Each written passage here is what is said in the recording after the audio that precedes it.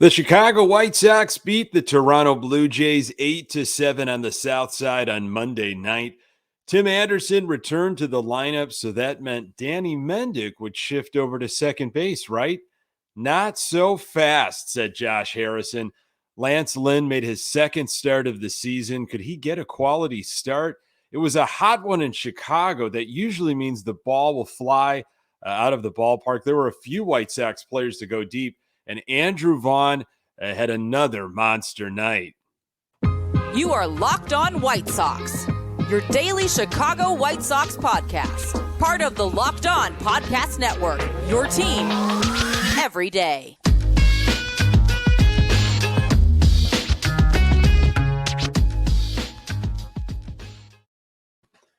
Hey, Sox fans, welcome to Locked On White Sox. Thank you for making Locked On White Sox your first listen each and every day. We're free and available on all platforms. Follow us on Twitter and Instagram at Locked On Sox.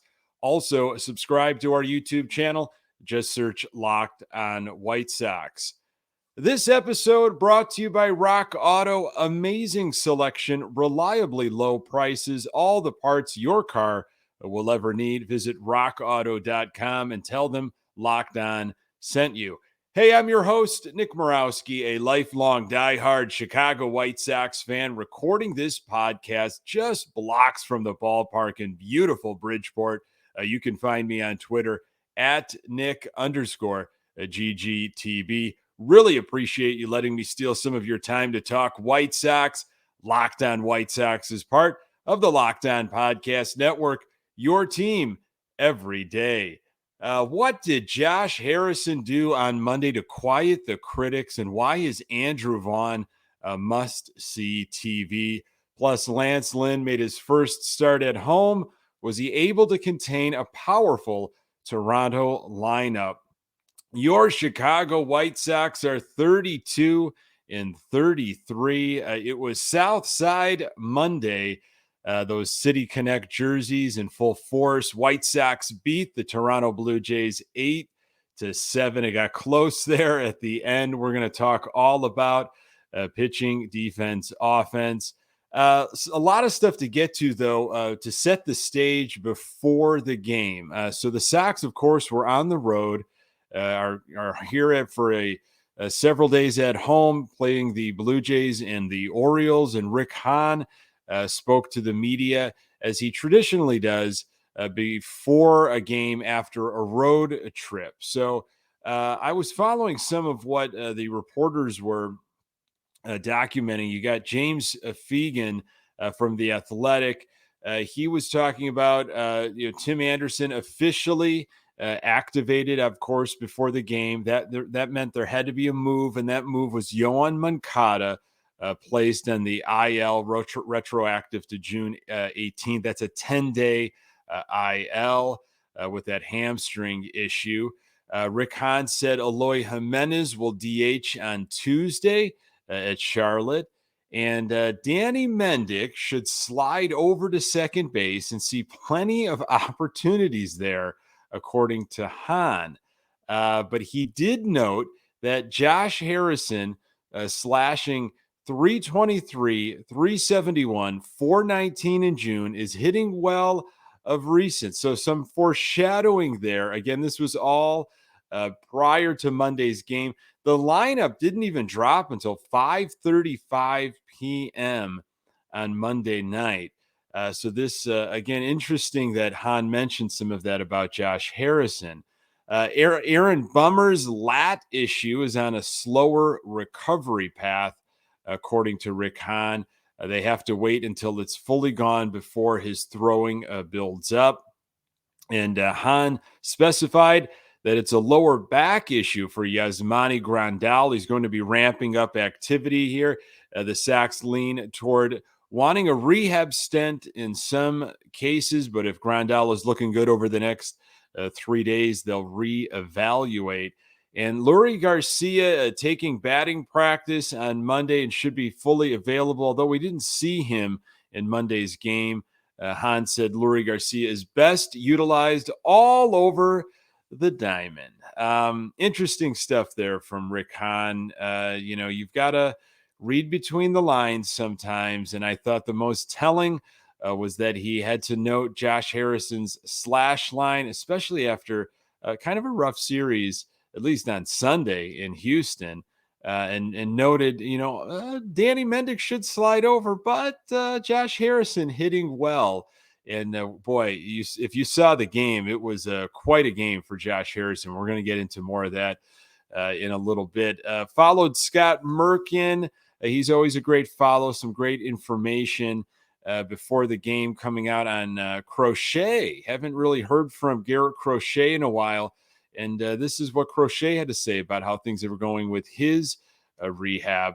I feel like this is a good reset for me to become the starting pitcher I wanted to be all along.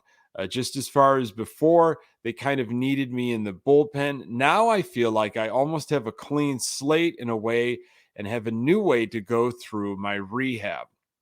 Interesting stuff there. That was something that we kind of were teased about as fans, that, maybe they're going to start grooming Crochet to get into that starting rotation like they kind of did with Chris Sale years ago.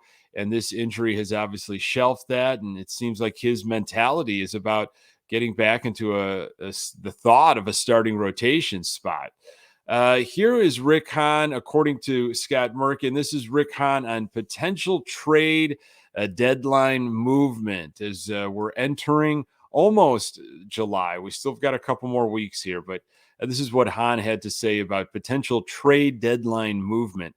We've got a sense of what we think we're going to need, but let's let it ride out a little bit longer, and let's see where people are health-wise, what return timing may be, and go from there. We have a general sense. Given the injuries, given the way we performed at times for stretches this year, we could be buried worse than whatever we are right now. I sort of look at this in two parts. I first look at getting this team playing at the level consistently we think it's capable of. And the second part being how much work we have ahead of us to chase down this division. We aren't quite where we want to be in that first part. And I will say, honestly, when you think about it, Sox are now one game under 500 after the big win against Toronto on Monday night. With everything that they have gone through and literally getting almost no production from Grandal this season and really nothing from Moncada. I mean, one big game in Detroit. No Lance Lynn for a majority of it. An off and on Giolito. Eloy Jimenez, who's been gone for almost 2 months, something like that. You got to say, wow, I can't believe we're only one game 500, under 500. So, Han's looking at the big picture. He's obviously not saying everything he wants to say. I'm sure there's going to be some movement. I'm sure the Sox are going to go after some guys and try to get better. But the Sox aren't the only team that are going to be doing that.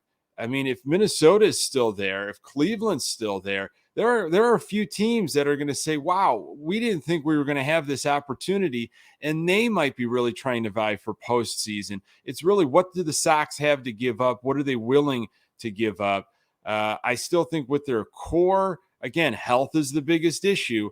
This team is going to win the AL Central. I still believe it. And what we saw on Monday with this weather warming up, that was a good sign, especially against a team that swept the Sox in Toronto earlier this month. So Sox offense, they did not waste a lot of time. Wait till you hear how the first 5 innings went. More on that in a moment. This episode is brought to you by Rock Auto. With the ever-increasing numbers of makes and models, it's now impossible for your local chain auto parts store to stock all the parts you need. Why endure often pointless or seemingly intimidating questioning and wait while the person behind the counter orders the parts on their computer, choosing the only brand their warehouse happens to carry? You have computers with access to rockauto.com at home and in your pocket. Save time and money when using Rock Auto. Rock Auto is a family business serving do-it-yourselfers for over 20 years.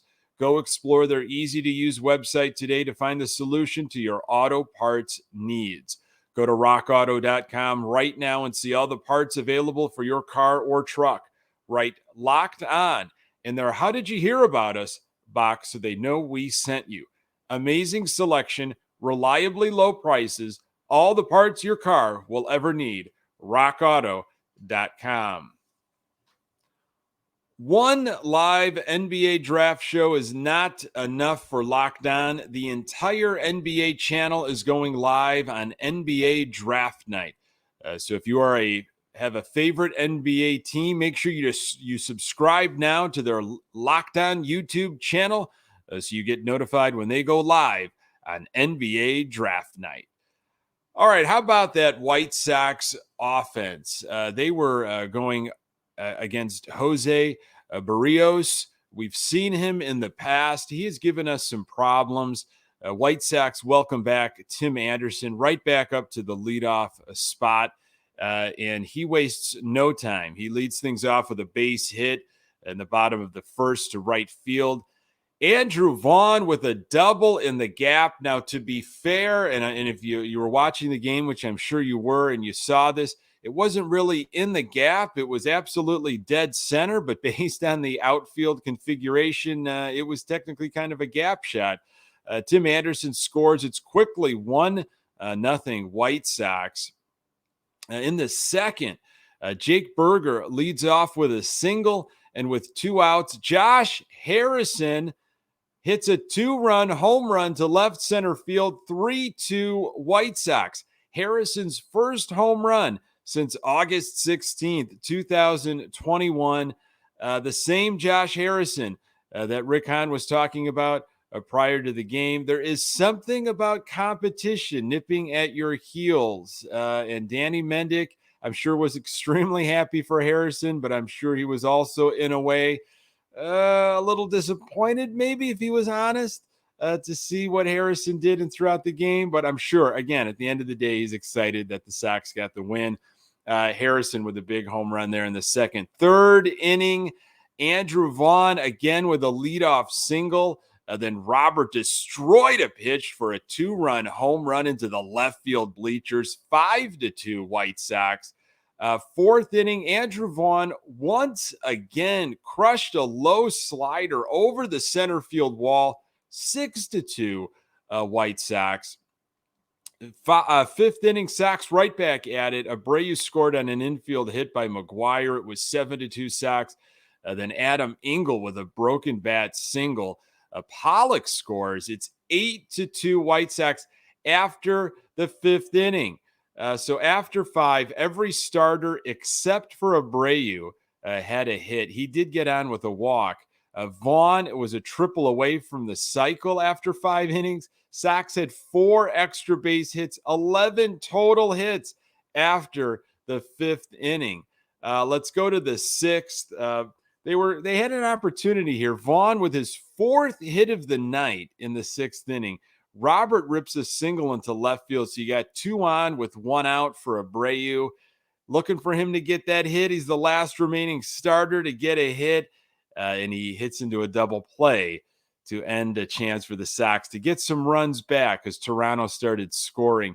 The White Sox final offensive line, 8 runs, 12 hits, 4 extra base hits, 2 walks, only 3 strikeouts, and the Sox were 1 for 8 with runners in scoring position. This is how the lineup looked. Anderson up at the top. He was 2 for 5. Andrew Vaughn with another 4-hit night, 4 for 4, a home run, 2 RBIs. Robert, 2 for 4 with a home run and 2 RBIs. Abreu 0 for 3. Pollock, 1 for 4. Berger, 1 for 3. McGuire, 1 for 4. Engel, 1 for 4. And Josh Harrison, they say he would never play second base once Tim Anderson came back. Danny Mendick on the bench. Harrison goes 1 for 4 with a home run and 2 RBIs. And I'll be honest with you, I really thought it was going to be an obvious choice to slide Danny Mendick over to second. Talked about it on this podcast just recently. I mean, what else does Danny Mendick have to do? Played so well defensively and has been hitting the ball. I mean, his slash line has been crazy as of late, filling in for Tim Anderson. And not such an easy thing. Maybe it's something with the chemistry between Josh Harrison and Tim Anderson. I'm sure Danny Mendick's going to get some playing time, but it was the Josh Harrison show, and offensively he got the job done. Lance Lynn, he was serviceable, but the White Sox needed some help from the bullpen to finally silence the Blue Jays because, they can pile it on in a heartbeat. We're going to talk more on pitching and defense in just a moment. You know how our friends at Built are always coming up with amazing new flavors? Well, this time Built has truly outdone themselves with their new mud pie flavor. And for the first time ever, Built is introducing the new mud pie flavor in both mud pie bar and mud pie puff. Not sure what mud pie tastes like? Well, the new Mud Pie Bar is rich whipped cream and chocolate mousse smothered in 100% real chocolate and topped with cookies and cream crumble. You have got to try Mud Pie as soon as possible, and you need to hurry because the Mud Pie Bar and Mud Pie Puff are only available for a limited time. Visit built.com to taste the deliciousness for yourself. Not convinced? Luckily, we've saved the best for last. It's actually good for you. All Built products are low calories, high protein, and low sugar. Mud Pie is packed with 16 grams of protein and only 150 calories and 8 grams sugar. It's like your mom baked the most deliciously creamy chocolate mud pie and wrapped it up just for you. Mud Pie bars and puffs are available at built.com right now, but they're going fast because they are delicious. Like all Built bars, they are covered in 100% real chocolate. That means they're healthy and tasty. What's great about Built is that all their bars are made with collagen protein, which your body absorbs more efficiently and provides tons of health benefits. Eat something that tastes good and is good for you. Chocolate mousse, whipped cream, cookies, and cream crumble. Just stop drooling and get to built.com to order your box of Mud Pie bars and puffs now. You won't regret it. I have tried these. They are absolutely amazing. Go to built.com, use promo code LOCKED15 and get 15% off your order. Use promo code LOCKED15 for 15% off at built.com. Okay, so coming into the game, some defensive notes here. The White Sox ranked last in the AL this season with a .981 fielding percentage. Sox are 23-11 when they are errorless and 8-22 when committing one or more errors. That was, of course, coming into Monday's game. Sox did have a couple of errors. We'll talk a little bit about that. It wasn't from Harrison, though. He threw some leather. We talked about his offense. He had an outstanding play at shortstop. Ball took a bizarre hop. He was able to elevate the glove, snagged, threw to Abreu. He was all over the field. Fittingly enough, he made the last out of the game, ground ball to him, and he threw over to Abreu to end things. But, the Sox, they were swept in Toronto in early June, and you're wondering, well, what could you have learned maybe from that? The Toronto can score at will. And we kind of saw it on Monday. A lot of heavy hitters. They capitalize on mistakes.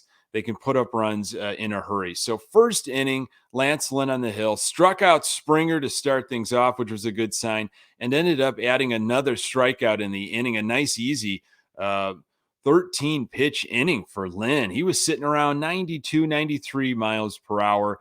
In the second, here comes the error by Berger at third base. I mean, he absolutely should have had this. Just kind of hit his glove and we've unfortunately seen too many of these from Berger, but that's the situation we're in right now with Moncada and his health issues. Tapia hurts the Sox once again. He did it when we were in Toronto, doing it here on the south side, hit an off-speed pitch out to left field, 2-1 Toronto at that point. Lynn in the third was laboring a bit, facing Hernandez with 2 on and 2 outs, and he struck him out. That was such a great sign because Hernandez really killed the Sox in Toronto.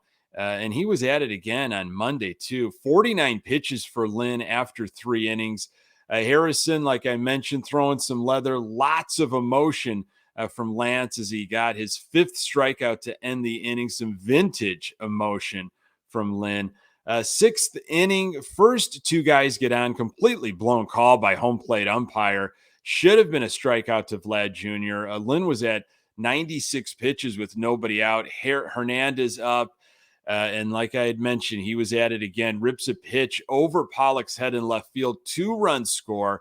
Hernandez got to third on the play. It was 8-4 Sox. Lynn departs, nobody out. Lopez comes in the game and gets a strikeout, then a ground out, a run scored to make it 8-5 Sox, but there were 2 outs at that point. Lopez had a 98-mile-per-hour fastball working, but gets out of the inning with a big strikeout by using some off-speed stuff. Lopez in the 7th back out there, allowing some traffic on the base paths, but Lopez did not allow any damage. He pitched very well. Much needed performance from Lopez. 8th inning was Graveman, and then the 9th was Kelly, a little dicey, gave up a 2-run home run to make it 8-7 Sox, but was able to get the last out. Lynn's final line, 5 innings, 4 hits, 5 runs, 3 earned runs, 2 walks, 5 strikeouts. He threw 99 pitches. I like the pitch count, and I think, it was important that they got him when they did. We're hoping now that he can go maybe 6, maybe 7 as the summer starts wearing on. The big thing is how is he going to feel on Tuesday? How's the knee going to feel? And hopefully, he's not. It's probably going to be barking a little bit, but nothing that is not out of the ordinary, I guess, so he can stay in this rotation. It was great to see him in that Southside City Connect jersey, all the emotion, all the fire. It's great to have him back with the White Sox. Hey, thanks for making this podcast part of your daily routine. You can find the Locked On White Sox podcast absolutely everywhere you find your podcasts. We are on Twitter and Instagram at Locked On Sox, and you can find me on Twitter at Nick_GGTB. The first picks of the Ultimate NBA Mock Draft have been made. Search now for Ultimate NBA Mock Draft and get over 50 insiders, the Odyssey sports experts, the draft experts of Locked On NBA Big Board. The 5-episode Ultimate NBA Mock Draft is underway. Make Ultimate NBA Mock Draft your second listen today. Hey, coming up on the next episode, I'll recap Dylan Cease's performance against the Blue Jays and hopefully be talking about a 2-game winning streak for our White Sox. Really appreciate you making time for the Locked On White Sox podcast. I'm Nick Morawski. Until next time, go Sox.